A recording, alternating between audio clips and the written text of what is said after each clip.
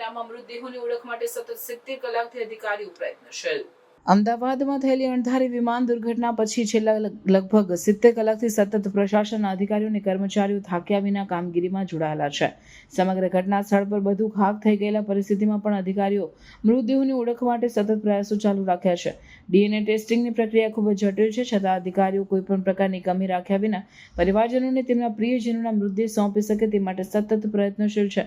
જેઓના DNA match થયા છે તેમના પાર્થિવ દેહને સંપૂર્ણ સન્માન સાથે તેમના વતન પહોંચાડવામાં આવી રહ્યા છે.